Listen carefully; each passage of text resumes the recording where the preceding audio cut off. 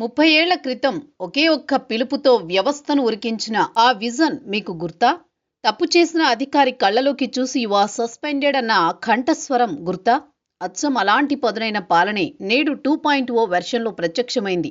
తండ్రి చంద్రబాబు నాయుడు ఆకస్మిక తనిఖీల శైలిని పుణికిపుచ్చుకున్న తనయుడు ఏపీ విద్యాశాఖ మంత్రి నారా లోకేష్ తనదైన శైలిలో యాక్షన్ మొదలుపెట్టారు. ఇది సినిమా కాదు, అంతకు మించిన real ride.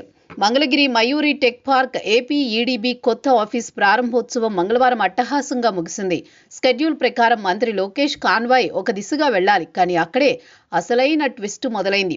Lokesh car steering ఒక్కసారిగా మైలవరం వైపు మళ్లింది. కాన్వాయ్లోని భద్రతా సిబ్బందికి చెమటలు పట్టాయి.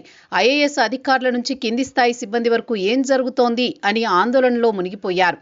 కానీ ఎవరు నోరెత్తి ఎటు వెళ్తున్నాం అని అడగలేదు. ఇంటెలిజెన్స్ సెక్యూరిటీ సిబ్బంది సైతం లోకేష్ చెప్తున్న రూట్ మ్యాప్ డైరెక్షన్ను సైలెంట్గా ఫాలో అవుతున్నారు.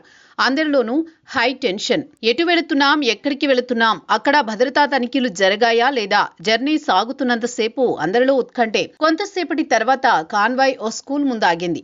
అప్పుడు అర్థమైంది అందరికీ. వారం క్రితం ఇదే స్కూల్ విద్యార్థుల ఆకలి కేకలు వైరల్గా మారగా అక్కడి పరిస్థితిపై లోకేష్ సంధించిన అస్త్రం అని.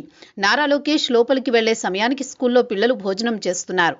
వారం క్రితం ఇక్కడ భోజనం బాగాలేదని వీడియోలు వచ్చాయి, హెచ్చరికలు వెళ్లాయి, కానీ మంత్రి స్వయంగా వస్తారని ఎవరు ఊహించలేదు. అకస్మాత్తుగా స్కూల్ గేటు ముందు మంత్రి కాన్వాయ్ ఆగింది. లోకేష్ కారు దిగడమే ఆలస్యం. అక్కడ ఉన్న అధికారుల ఫ్యూజులు అవుట్. మండల స్థాయి నుంచి సెక్రటేరియట్ వరకు ఫోన్లు మోగుతూనే ఉన్నాయి. సార్ వచ్చేశారు, మాకు చెప్పలేదు, మాకు తెలీదు అంటూ అధికారుల మధ్య ఒకటే పరస్పర నిందారోపణలు. రాష్ట్ర విద్యాశాఖలో ఒక్కసారిగా హై అలర్ట్ ప్రకటించినంత పనైంది. మంత్రి లోకేష్ నేరుగా పిల్లల వద్దకు వెళ్లారు.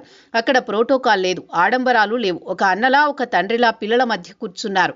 భోజనం చేస్తున్నారా, ఫుడ్ బాగుందా అని అడుగుతూనే ఆ భోజనాన్ని స్వయంగా రుచి చూశారు.